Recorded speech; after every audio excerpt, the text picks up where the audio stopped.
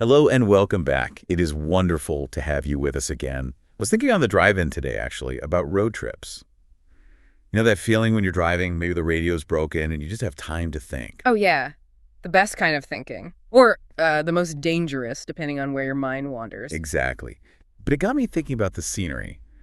When you're driving at like 70 miles an hour, the world is just a blur of green and gray. Yeah. You see a shape, you think that's a tree or that's a cow, but you don't see the bark, you don't see the brand on the cattle, you just get the gist. You get the macro view, the headline. Right. And I feel like that is exactly where we are living our digital lives right now. Yeah. We are speeding down the information highway, pun intended, at 1,000 miles an hour. We catch a glimpse of a war, a glimpse of a celebrity scandal, a glimpse of a scientific breakthrough. The 60-second glimpse. A 60-second glimpse. And we think, okay, I got it. I know what that is. It's the compression of knowledge, isn't it? I mean, we've traded depth for speed because there's just so much to look at. Which brings me to the question I want to pose to you and to everyone listening right now. In this high-speed environment, how much can you really learn about the human experience in 60 seconds? In 1 minute.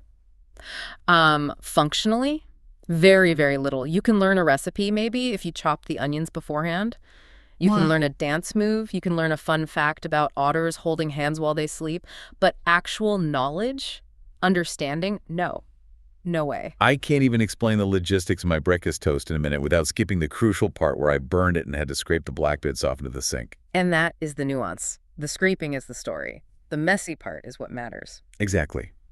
But for a solid 3 or 4 years, there was one man who convinced the internet, and we're talking tens of millions of people here, that you could understand the world in 60 seconds. Yeah. He convinced us that you could understand the Israel-Palestine conflict, the economy of Singapore, the intricacies of the Japanese school system, or the culture of a remote tribe, all before you finished your morning coffee. We are, of course, talking about the phenomenon that is Nuseir Yassin. Better known to the algorithms and to the world as Nas Daily. The man with the very loud voice, the relentlessly wide smile, and that T-shirt. Oh, the T-shirt. With the percentage bar representing how much of his life was loading. That percentage bar, it was everywhere. And that tagline, that's 1 minute, see you tomorrow. It was like the Walter Cronkite sign-off, but for the TikTok and Facebook generation. It really was. Yeah. And that's the way it is. It was brilliant marketing. I mean, absolutely brilliant. But we aren't just doing a biography today. We aren't just reading his Wikipedia page. We are looking at this because Nas Daily represents a specific moment in the evolution of the internet.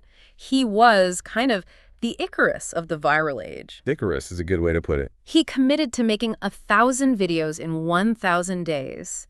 He built this whole empire on a mission of tolerance and uniting people. Which, on paper, is the noblest mission you could have. I mean, who doesn't want to unite people? It is a beautiful mission. But the reason we are really getting into the stack of sources today, and we have a lot of them, is because that bright side narrative had a very dark, very complex underbelly. Right.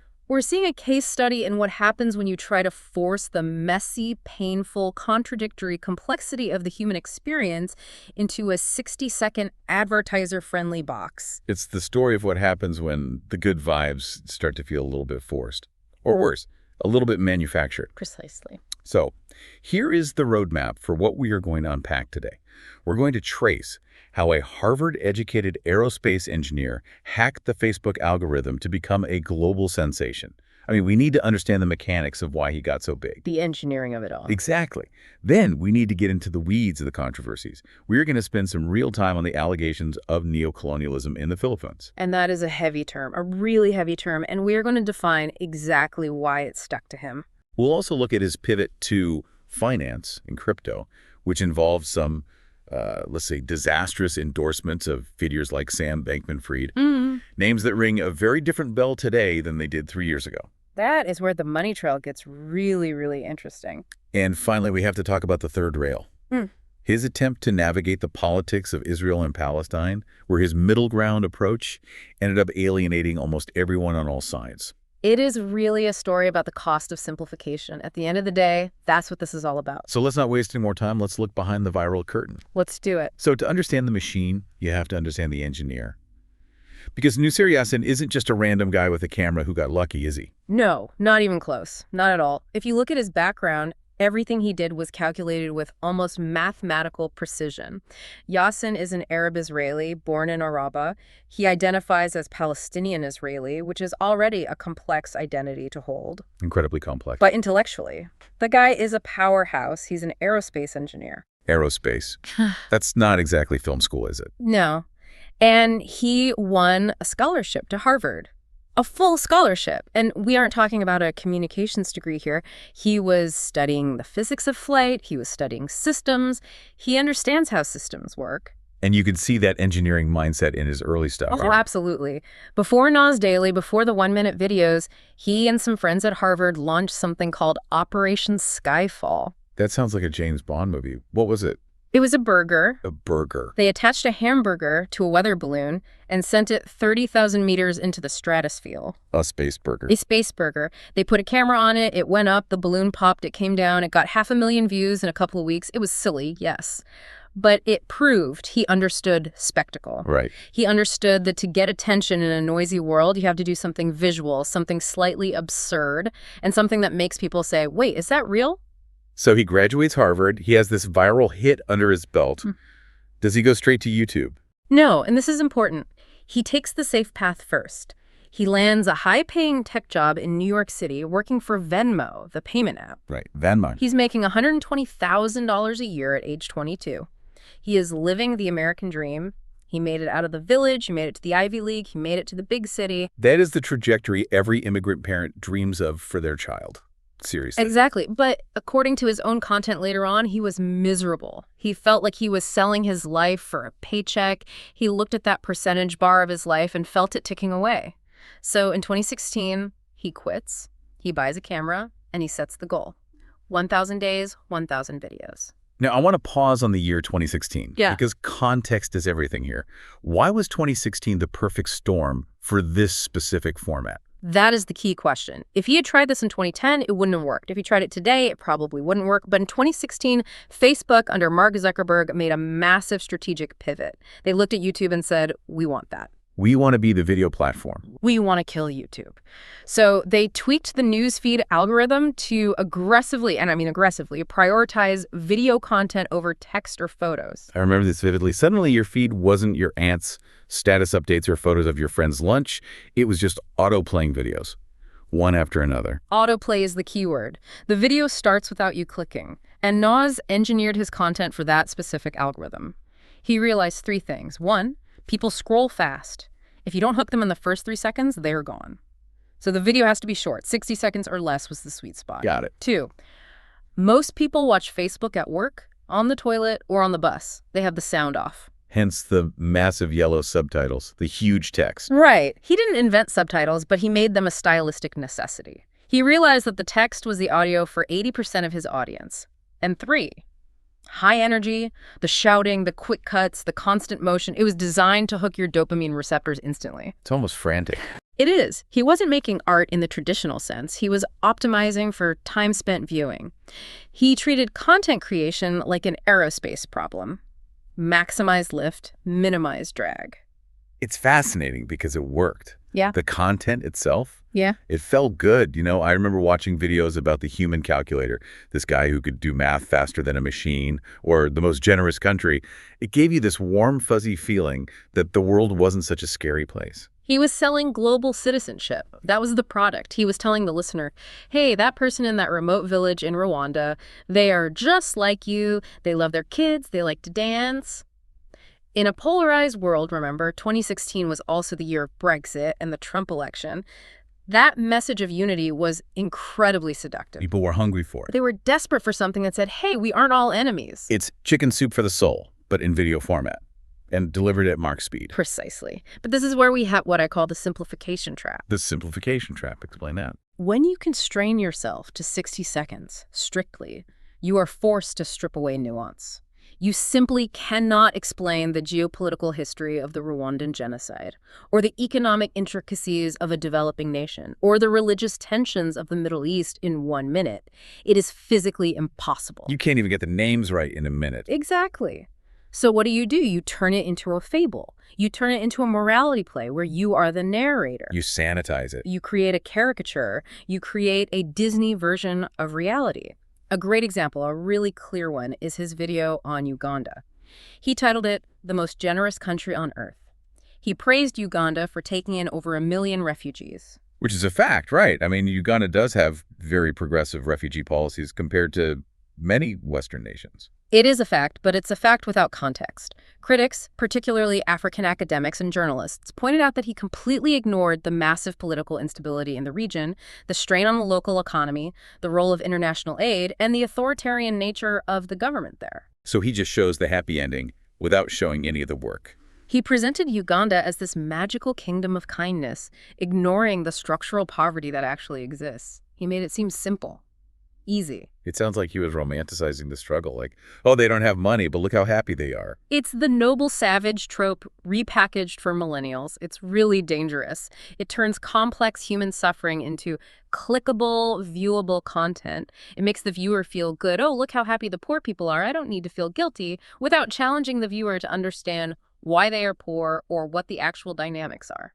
And Nas puts himself in the center of it as the narrator. He becomes the lens through which we see these people. Exactly. He is the enlightened guide showing you the truth that the mainstream media won't show you. That was part of his pitch, too. The news is negative, I am positive. But sometimes the news is negative because reality is negative. Ignoring that isn't positivity, it's blindness. And that tension between telling a good story and exploiting a culture is what eventually exploded in his face. And ground zero for that explosion was the Philippines. The Philippines is such a fascinating chapter in this story because it was his biggest stronghold. If you look at the demographics of his followers, a massive chunk came from the Philippines. Filipinos are incredibly online, often called the social media capital of the world. And there was a cultural phenomenon there known as Pinoy pride. Right. I've seen this in comment sections everywhere. A Filipino is mentioned in anything, and the comments flood in. It's a powerful, powerful force. Because the Philippines has often been overlooked on the global stage or misrepresented, there is a collective hunger for recognition. If a foreigner, especially a Western-adjacent celebrity like Nas, mentions the country, praises the food, or acknowledges the people, the engagement numbers go through the roof. It's a guaranteed viral hit. A guaranteed viral hit. And Nas knew this. He wasn't stumbling into it. He even called it a cheat code for views. Wow, he actually called it a cheat code. He did, which is cynical but strategic. He knew if he put Philippines in the title, he would get 1 million views overnight. However, that strategy turns sour when the respect feels performative. When the audience realizes, wait, you don't actually care about us, you just care about the numbers. And that brings us to the Wang Od Academy incident in August 2021. This is where the engineering mindset crashed right into indigenous rights law. A head-on collision. Set the scene for us. What was Nas Academy? This was his business pivot. He realized ad revenue fluctuates, the algorithm changes, he wanted something more stable, he wanted to build a masterclass competitor, he was selling courses, and he announced a course on traditional tattooing, taught by Apo Wang Od. And for those who don't know, Wang Od isn't just a tattoo artist. She is a legend. She's over 100 years old, arguably the last traditional Mambabatak of the Kalinga province. She uses thorns and charcoal. People travel for days just to see her. She is a living archive of culture. She is a national living treasure. So Nas Academy puts up this course for 750 pesos, about $15. Learn the ancient art from the legend herself. It sounds like a great opportunity in theory. Preserving a dying art form, making it accessible. In theory. But almost immediately, her grandniece, Gracia Palicas, takes to Facebook. And she didn't just say, we changed our minds. She called it a scam. A scam. That's a strong word. She wrote, my grandmother did not sign any contract with Nas Daily to do any academy. She alleged that Wang Od didn't understand what was happening and that people were taking advantage of their culture. That is a massive accusation. You were effectively accusing a media conglomerate of elder abuse and cultural theft. How did Nas respond? Aggressively. And this, I think, was his mistake, his first of many. He didn't step back and ask questions. He didn't say, let's figure this out. He went on the offensive. His team released a video. The famous video. The infamous video. It showed Wang Od affixing her thumbprint to a piece of paper. A thumbprint, not a signature. A thumbprint. She is over 100 years old. She doesn't read legal English. Yeah. And Nas's argument was, look, we have a contract. Her other niece was there translating. We paid her. This is legal. But this opens up a huge legal and ethical can of worms regarding informed consent. Exactly. This is the crux of the issue. The contract was likely in English or legalese. Wang Od speaks the butt-bot language. Even if a niece is translating, does a 103-year-old woman living in a remote tribal village truly understand the implications of digitizing her indigenous knowledge, uploading it to a server in Singapore or the US, and selling it in perpetuity to the entire world? It's not just about did she say yes, it's did she know what she was saying yes to? Precisely. And the National Commission on Indigenous Peoples, or the NCIP, in the Philippines stepped in. The regional director, Marlon Bersentag, made a profound point regarding the ownership of the culture. This is key. Go ahead. In Kalinga tradition, these tattoo patterns aren't intellectual property earned by an individual like a Nike logo. They are community property. Wait, explain that. So even if she did sign, she might not have had the right to sell it. Arguably, no. The designs belong to the tribe. They are part of the collective heritage. One person cannot unilaterally sell the rights to teach tribal traditions to a foreign corporation. It's like someone trying to sell the exclusive rights to the Happy Birthday song. It belongs to the commons, or in this case, the tribe. It's the commodification of heritage, taking something sacred and communal and turning it into a $15 product. Exactly. The course was taken down, but the image of this tech-savvy influencer waving a contract with a centenarian's thumbprint on it, it destroyed his nice guy image. It looked predatory. It looked like he was trying to hack an indigenous culture the same way he hacked the Facebook algorithm. And once that image cracked, the floodgates opened. It wasn't just Wang Od. Other people started coming forward with their own Nas Daily stories. It was like the spell was broken. The most damaging was Louise Mabulo. Louise Mabulo is the founder of the Cacao Project. She's a serious figure. She was awarded by the UN Environment Program. She isn't just a random commenter. Right. A very credible source. She had hosted Nas in 2019, and when the Wang Od scandal broke, she wrote a post detailing her experience. And it painted a picture of a man who was the polar opposite of his online persona. She claimed he mocked the local language, imitated the accent, and called it stupid. She also alleged she refused to eat the food her mother prepared. But the quote that really stuck, the one that revealed the cynical engine behind the smile, was when she tried to talk to him about the farmers. She wanted to explain the agriculture. And what did he say? She claims he said, "No one wants to hear about farmers or farms. It's not clickable, viewable content." Clickable, viewable content. That is such a chilling phrase to use about human beings and their livelihoods. It completely dehumanizes the subject. It admits that the subject is only valuable insofar as they generate ad revenue. If the farmer doesn't make people click, the farmer doesn't exist in Nas's world. And he also joked about the Pinoy pride thing, right? She mentioned he joked about putting Philippines in the title just to farm views from brainless Pinoy pride. Brainless. That's an insult to the very audience that made him rich. It's almost like he had contempt for the people who were giving him the views. It is, and Louise used a specific term to describe this dynamic. She called it neo-colonialism. Let's pause on that word. Neo-colonialism. It's a heavy academic term. How does it apply here in the world of YouTubers and content creators? It's a perfect application, actually. Historically, colonialism was about extracting resources, gold, spices, rubber, from a place and taking them back to the empire. The locals did the work, the empire got the wealth. Okay. Neocolonialism in the creator economy is about extracting narratives. You fly in, you mine the culture for a heartwarming story, that's the resource. You monetize it on a US platform like Facebook, and you leave. The local people get a shout out, maybe a t-shirt, but the creator gets the equity, the data, and the capital. He extracts the value, and the community is left with a video. A video that often simplifies their reality to the point of fiction. And when Louise called this out, Nas didn't apologize, he attacked. He released a video calling her a fraud. He called a UN award winner a fraud. On what grounds? He claimed her cacao project didn't exist. He said, "I went there, there were no trees." Which was absurd because it's a documented agricultural initiative. It looked like he was punching down a global media mogul trying to crush a local entrepreneur because she bruised his ego. Which just reinforced the whole neo-colonial narrative perfectly. Perfectly. It was like, I am the benevolent storyteller, and if you challenge my script, I will destroy you. It showed he wasn't used to being challenged. He was used to being the hero of every story. So his reputation in the Philippines is in tatters. The Pinoy pride cheat code has stopped working. But he was also pivoting the type of content he was making. He started moving away from travel and into the world of high finance. The crypto pivot. This is a classic move in the influencer life cycle. When travel vlogs plateau, or when you get older and don't want to sleep in hostels anymore, you follow the money. And in 2021, 2022, the money was in cryptocurrency. And this is where the positive storytelling brand becomes genuinely dangerous for the viewer's wallet. We have to talk about the Sam Bankman-Fried video. The infamous SBF video. If you watch it now, it plays like a prologue to a horror movie. It's chilling. The title alone ages like milk. The most generous billionaire.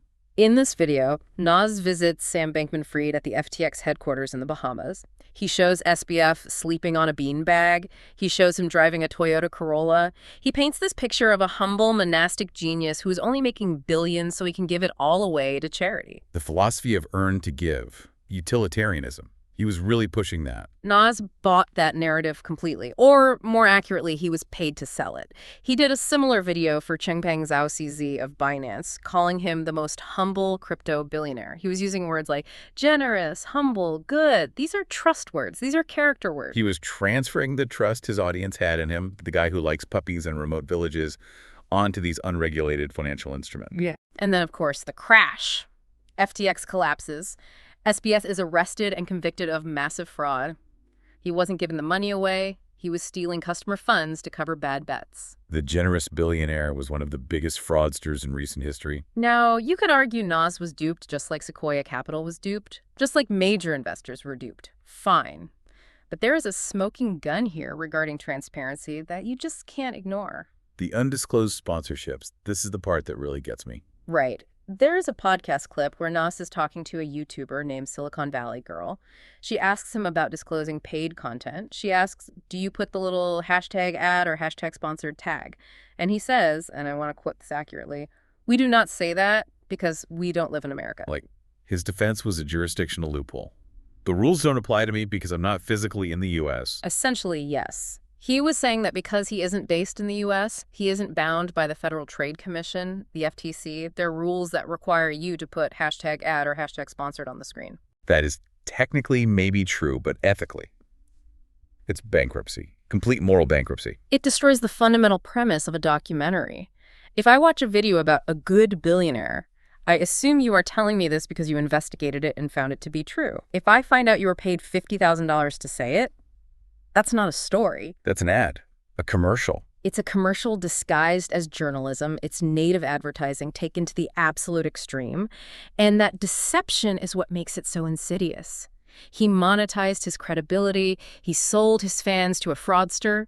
And when the fraudster went down, Nas just deleted the video. But the internet never forgets. Never. So we have the cultural exploitation in the Philippines, we have the financial promotion and the betrayal of trust, but there is one more pillar to this collapse, and it might be the most personal one. The politics. The third rail. Israel and Palestine. This is where it gets incredibly complicated. Nas has a very specific positioning here. He calls himself an Arab Israeli or Palestinian Israeli. It is a unique, incredibly difficult position. He is a Palestinian by heritage. His family is Muslim. They live in Araba, but he is a citizen of Israel. He speaks Hebrew. He went to Tel Aviv University before Harvard. For years, his brand was The Bridge. He wanted to show coexistence. Right. The videos of Jews and Arabs partying together, eating hummus together, working together. That was his whole thing. Which, again, sounds lovely. Why did people hate it? Why did the BDS movement boycott, divestment sanctions, target him? Because of the concept of normalization. Explain that for us. What does that mean in this context? Because normal sounds like a good thing. It does, but normalization in this context is the criticism that by focusing on feel-good, interpersonal stories, look, we are friends, we are dancing, you are obscuring the harsh reality of the military occupation, the apartheid accusations, and the systemic inequality. So it's like showing a picture of a smiling slave and master having a picnic and saying, look, they get along. It ignores the power dynamic. That's the core of the criticism. Critics argue that Nas makes the situation look like a simple misunderstanding between equals, rather than a power struggle between an occupier and the occupied. They see his positivity as propaganda, as a way to make Israel look normal to the West. They see it as whitewashing. Exactly. They argue that you can't have coexistence without justice first. And this wasn't helped by his business dealings. He launched the Next Nas Daily, a training program for creators, which was funded by the New Media Academy. That is a government-backed entity in the UAE. And this happened right after the Abraham Accords, when the UAE normalized ties with Israel. So the optics were terrible. It looked like he was the paid mascot for a geopolitical shift that many Palestinians felt was a betrayal. He was viewed as a tool of state propaganda, using his friendly face to sell a controversial political shift. But Nas pushes back on this. He says he's just being a realist, right? He does. He gave an interview to Tablet magazine where he admitted, "I know Arabs and Israel aren't equal. I know there is discrimination." But he said he refuses to be an enemy of Israel. He tweeted, and this was a huge moment, "I'm Israeli first, Palestinian second." That tweet was a nuclear bomb in his community. I remember seeing the reaction to that. It was interpreted as a total rejection of his Palestinian heritage, a total capitulation. But here is where the hypocrisy charge lands. Because while he is tweeting about being a proud Israeli and promoting peace, a video leaked of him off camera. I've seen this. Yeah. He's with friends. He seems agitated. He's in a car or something. He is shouting, and he basically curses the country. He says Israel is F or something very similar. It was a moment of raw anger. Which, honestly, sounds like a very human reaction to living in a conflict zone. Yeah. Anyone living there has moments of frustration. It is human, of course it is. But for a brand built on everything is awesome, it looked like duplicity. It suggested that he plays a character. To the Western liberals, he's the bridge builder. To his friends, he's the angry cynic.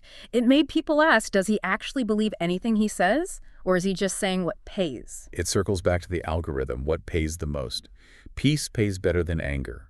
Simplicity pays better than complexity. Until the audience realizes it's fake, then nothing pays. Yeah. And he made other missteps with religion too, right? The "I studied Islam for 1 month" video. Oh, that was just... wow. That was so tone-deaf. He treated a major world religion like a 30-day fitness challenge. He made a joke about shaving his head for the pilgrimage, framing it as, "I lost my hair," like it was a bad haircut rather than a spiritual act of humility. It just alienated Muslims who felt he was trivializing their faith for clicks. It just showed a complete lack of depth. Again. So we have this accumulation of debris, the Philippines scandal, the crypto fraud, the political backlash. What did this actually do to his empire? Did it make a dent? The numbers don't lie. While he still has millions of followers, because it's hard to get people to unsubscribe once they follow, his engagement has tanked. His views on long-form content are reportedly down 90% from his peak. If you look at his posts on X, formerly Twitter, he gets very few likes relative to his follower count. The dead internet theory. A zombie empire. And the persona has cracked publicly. There was a pivotal moment with a YouTuber named Al Yamini that I think perfectly encapsulates the fall. Tell us about that. Al Yamini was interviewing the Prime Minister of Luxembourg on the street, a serious interview about politics, and Nas just wanders into the frame. Like a photobomb. Worse. Much worse. He interrupts. He starts shouting. He calls Al Yamini annoying. He tries to hijack the interview. He says things like, "No one cares about this." It was incredibly arrogant. It showed a man who believes he is the main character of reality. It's the God complex of being a massive creator. It really was. It was cringeworthy to watch. It stripped away the nice guy mask and showed someone who felt entitled to every ounce of attention in the room. Eventually, Nas had to address all of this. He released a video titled His Downfall. Did he apologize? Did he take any responsibility? No. And that is the final lesson here. He doubled down. He framed the whole thing as a slumdog millionaire story. He said, "I was a poor kid from a village, I made it big, and now people hate me because of my success." So he played the victim card. It was everyone else's fault. He blamed cancel culture. He ignored the specific ethical breaches, the contract with Wang Od, the lack of ad disclosures with SBF. He turned it into a binary. Creators versus haters. Which is a great way to protect your ego, but a terrible way to regain trust. Exactly. If he had come out and said, "Look, I messed up the contract, I was naive about crypto, I'm sorry," people forgive that. We love a redemption arc. But by claiming he is the victim of his own success, he proved the critics right. He proved that he cannot see past his own narrative. It is a fascinating arc. We went from a guy sending a burger to space, just pure innocent wonder, to a media empire accused of neocolonialism and promoting fraud. It is a parable for the creator economy, a real cautionary tale. So if we step back, what is the takeaway for the listener? Why does the rise and fall of Nas Daily matter to someone who maybe never even watched his videos? I think it matters because we are all consuming this type of content every single day. The lesson is about the cost of simplification. We all want the world to be simple. We want to believe that if we just smile and travel, geopolitical conflicts will vanish. Nas sold us that fantasy. But the fantasy is expensive. The fantasy requires exploitation. To make the story fit in 1 minute, you have to cut out the truth. You have to ignore the consent of the villager. You have to ignore the fraud of the billionaire. You have to ignore the occupation of the land. So we need to be more critical consumers. We need to ask harder questions. We need to ask, when a creator tells me a story, are they sharing a truth Or are they selling a narrative paid for by a third party? And is informed consent even possible when a guy with 20 million followers points a camera at someone with zero power? That is a heavy question to end on, but a necessary one. It is. Well, this definitely took more than 1 minute to unpack, but I think we actually learned something today. Nuance usually takes a little longer. It sure does. Thank you for guiding us through this.